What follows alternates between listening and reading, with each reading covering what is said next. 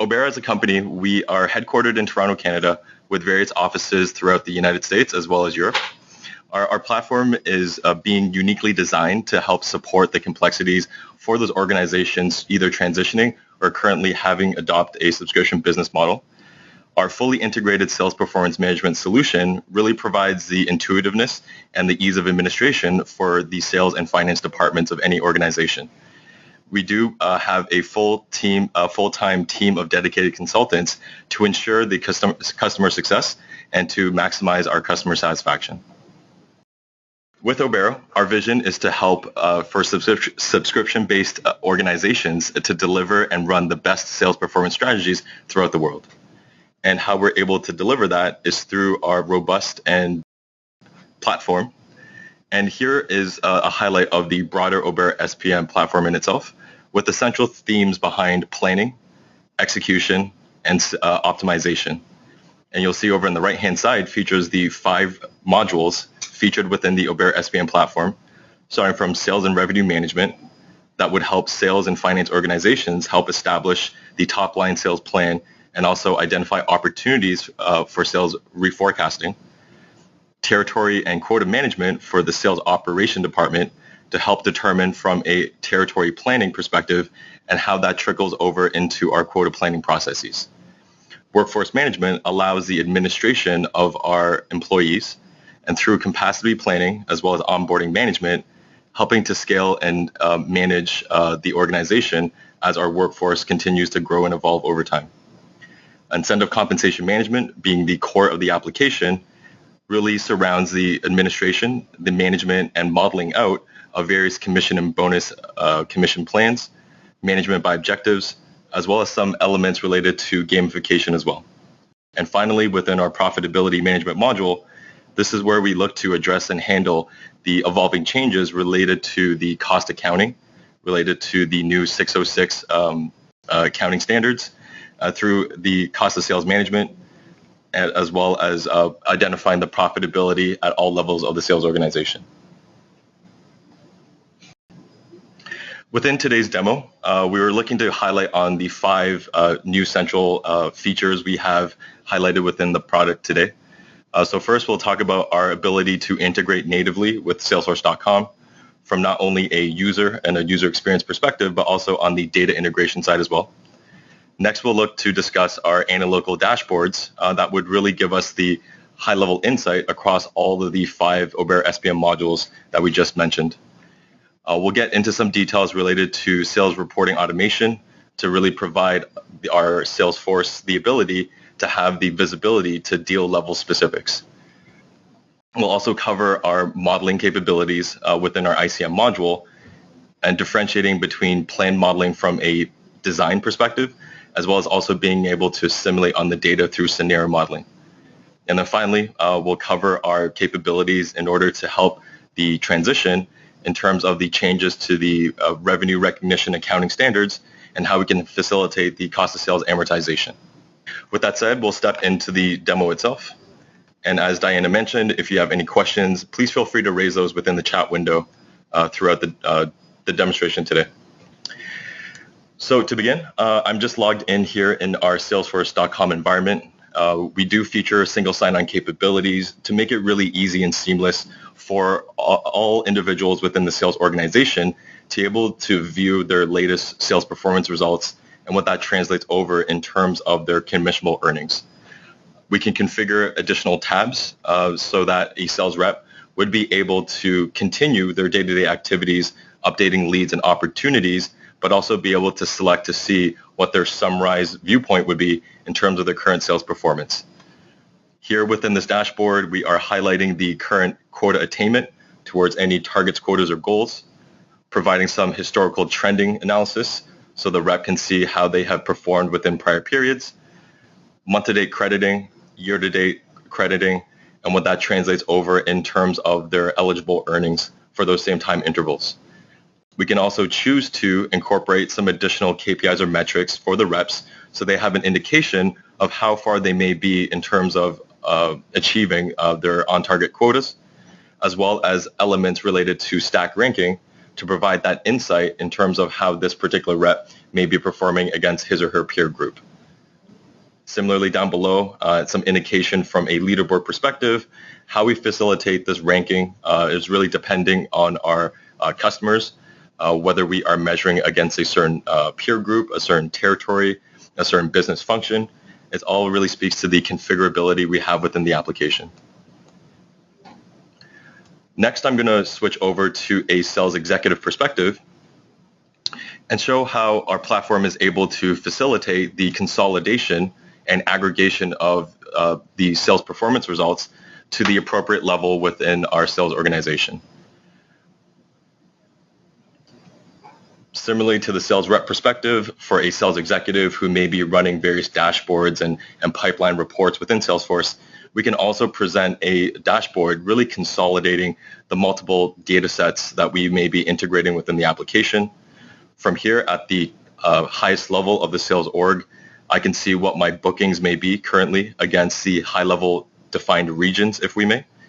And through a visual drill down capabilities, giving that insight to visually drill down into a particular region as we may have defined, giving me the indication of the bookings in this case, and how that translates into the individual states that may have been incorporated within that defined region. Very similarly, if I were to take a step back, I can enable a drop down, and that would allow me to then drill down into those individual states. How far we can drill down really depends on the source system data that we're going to integrate with. And as long as the data supports it, then we can certainly facilitate this drill down capability. Other things to highlight within this dashboard, above and beyond the KPIs or metrics of how we would like to measure the health of the sales organization, in this case measuring the year-over-year ARR growth, as well as identifying net new logos we may have acquired within this current fiscal period. We can also identify the various streams of revenue from a recurring revenue perspective. I can zoom in on this dashboard and really looking to identify between new business versus expansion versus existing are just some examples of the types of recurring revenue metrics and the different streams of revenue that we can measure within these dashboards. A lot of what we just talked about was really related to actuals, related to closed business that have already been incorporated through. But we also have the ability to also consolidate from the CRM application, so Salesforce.com as an example, to also give indications for the open opportunities within the sales pipeline to give some indication from a forecasting perspective. Be able to look at the sales funnel at a consolidated level, seeing all the various opportunities at their various stages may also give that indication from a forecasting perspective what we may anticipate within the sales pipeline today. Next, I'm going to switch over into a team manager report. So we can also give, through role-based security, the ability for management to also see their contributions for their individual team members. So being able to reference the sales hierarchies and be able to leverage role-based security so that sales management could also look to verify how well their team may be performing in that relative real-time perspective. So if I'm looking at this particular graphic here, I'm able to highlight on perhaps the top performers, such as Charles Paris, but probably more important is to also hone in on Fred Evans and Keith James, who may be falling slightly behind their other team members. So for management, really gives the ability to be much more proactive as opposed to being reactive if historically we weren't able to provide this level of sales automation until we have able to close off the month, calculated the sales performance before we can go ahead and update the various sales reports and dashboards. So again, just really allowing for the proactive capabilities for management to be able to course correct within any certain time period. Other things to highlight above and beyond just measuring on the quota attainment, we can also indicate what the seasonality change would be, time period over time period, in terms of how well the team is performing as a whole.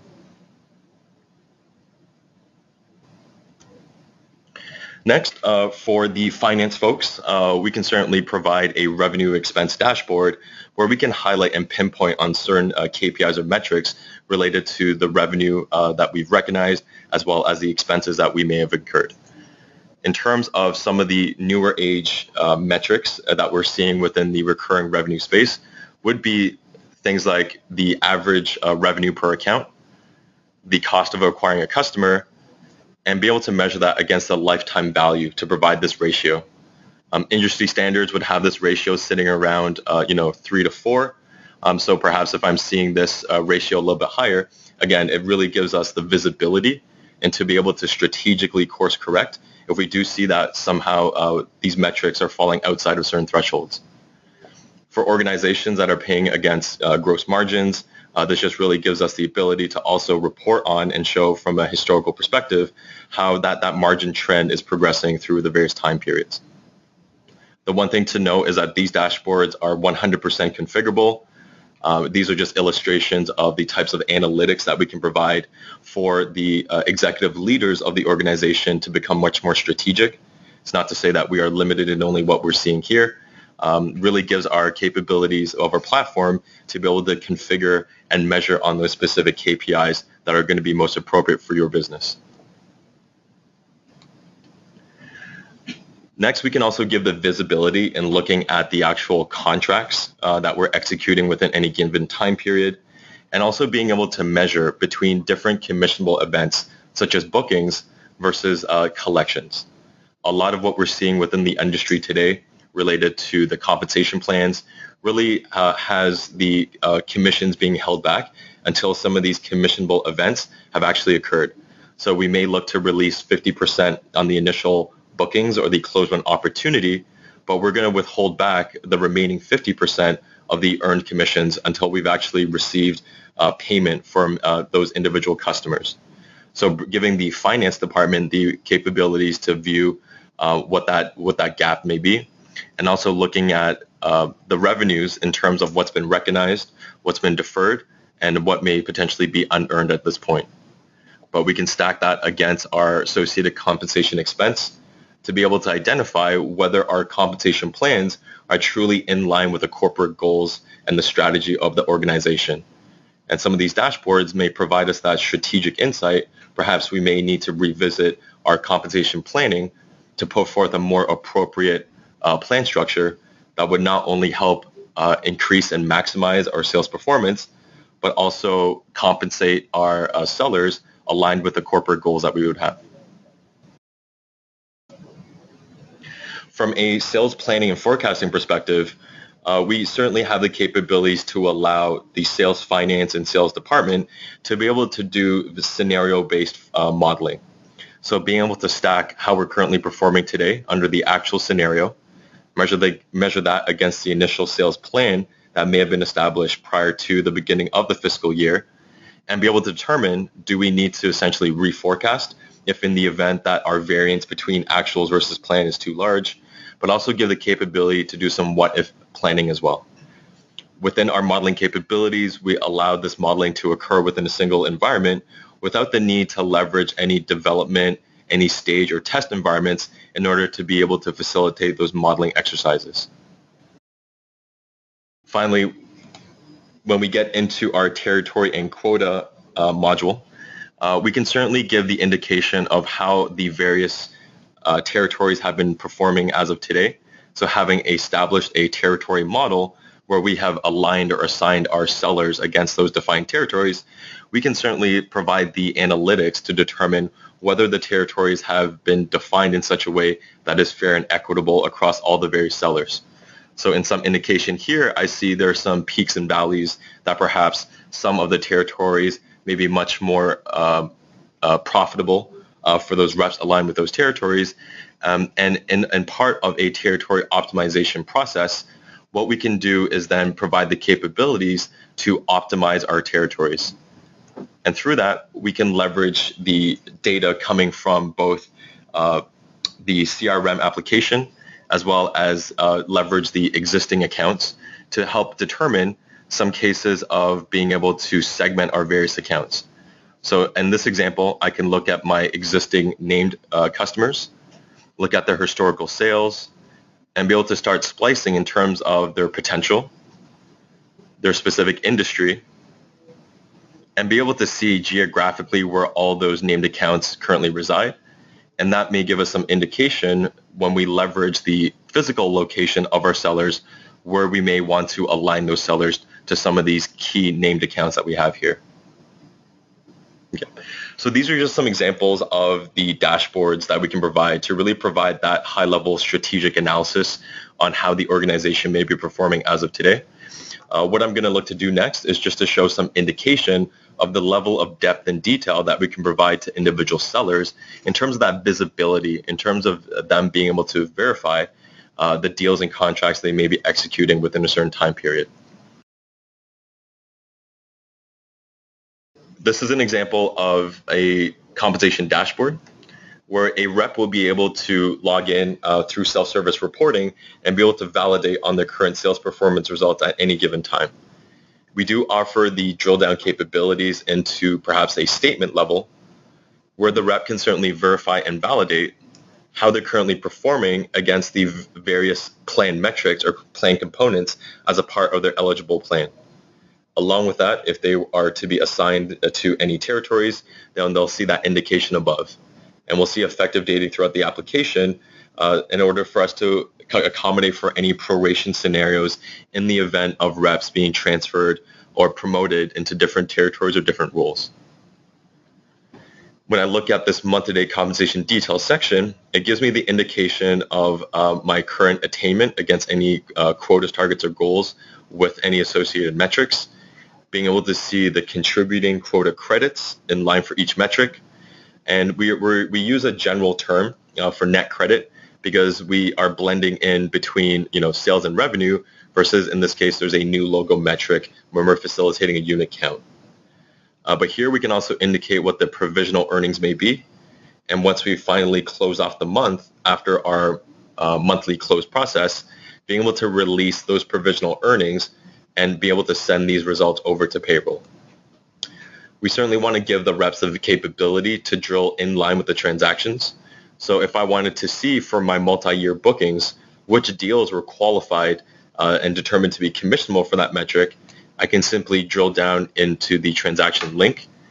And not only am I able to see and validate the deals or contracts that have been determined to be qualified for that particular plan component, I can also see any of the deals that were determined to be uncommissionable as well. Here we are highlighting the calculated fields that the Obero SPM platform includes. So we can show the credited plan, the metric, the credited payee, the credited quota credits, and what the realized commission rate would be on a deal-by-deal basis. But with Obero's open and flexible data model, we can incorporate and retain your source system data and its native file format. By expanding the details here, then I'm able to see on a transaction-by-transaction basis all the underlying details that may be included at the transaction level. Really gives them the reps the ability to validate perhaps the contract or the term length, so they can have that visibility to validate and determine whether or not that they are being credited and earning the right amount of commissions for the deals that they have currently been processing. I mentioned earlier the concept of holds and releases based off of commissionable events. So we also want to give that visibility to our reps as well. So under this current fictitious plan, we are releasing 50% on the initial bookings from a close-won opportunity, but we have to hold back the remaining 50% until we have actually collected for those individual contracts. So this really gives them the visibility for the reps to not need to track how much of their commissions have been held back, since our platform will be able to give that level of visibility in terms of any commission payments that we've currently being held back because we are waiting for certain payments or invoicing events as well. So it really gives that holistic view, not only from where the reps stand as of today, but can also anticipate any earned commissions that are waiting some of those release events.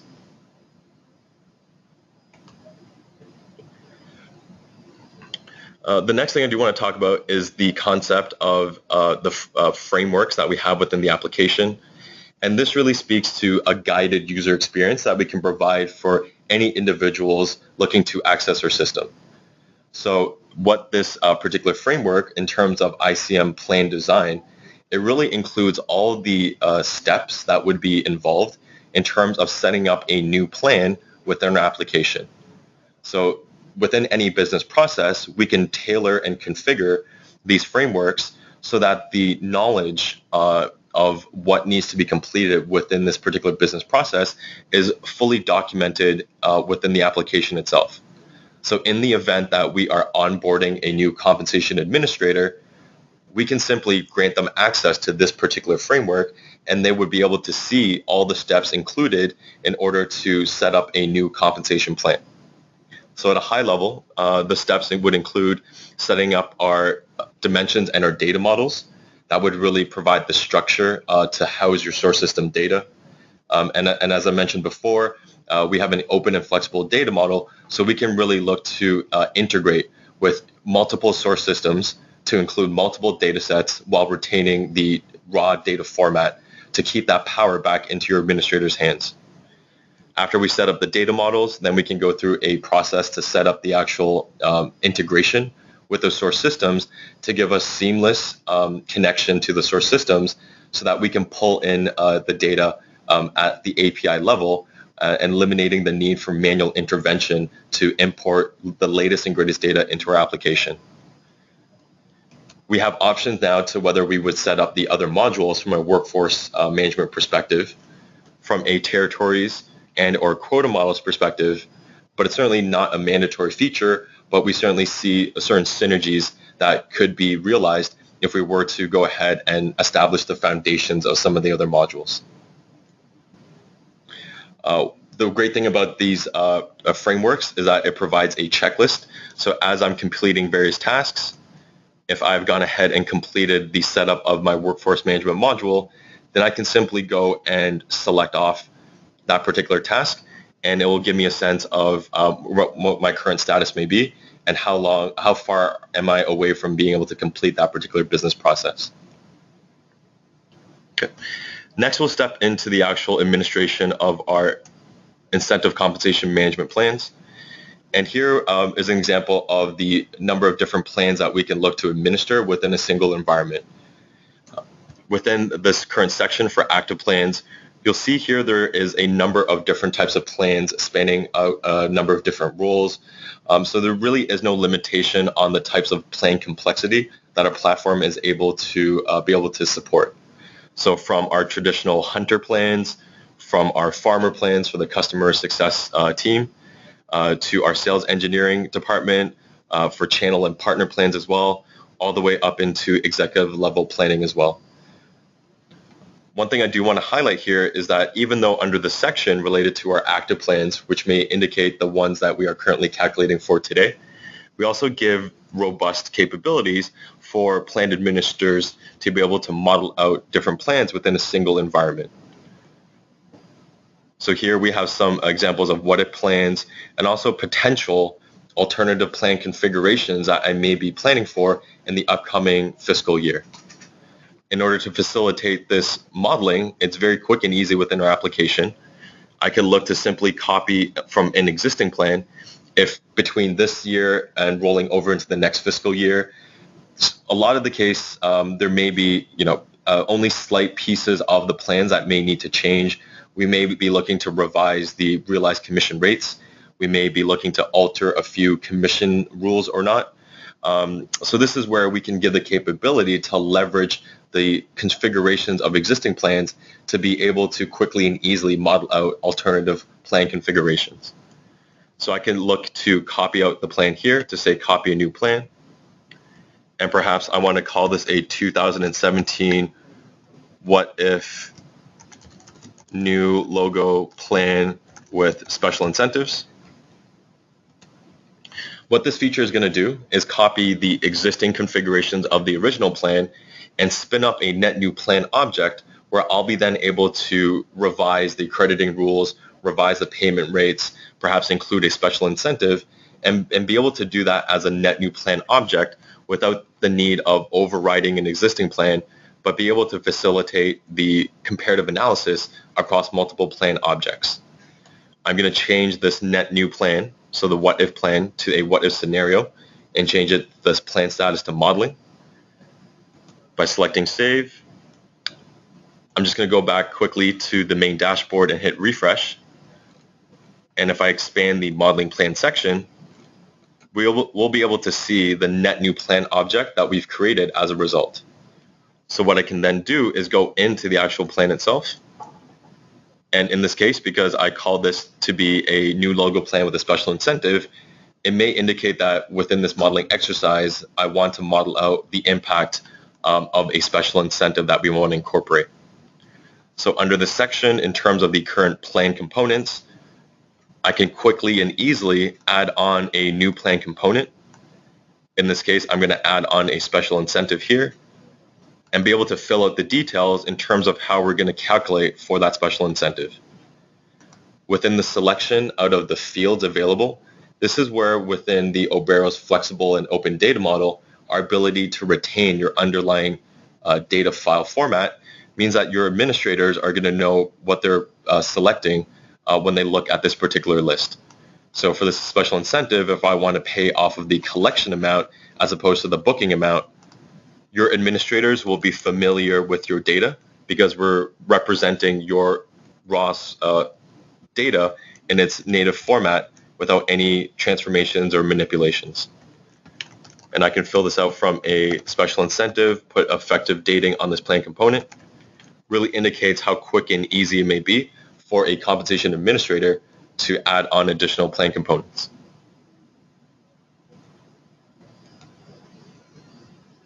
And the last thing that we wanted to talk about in terms of our ability to help our customers accommodate for the transition for their revenue recognition standards, being able to amortize the costs related to multi-year deals as an example.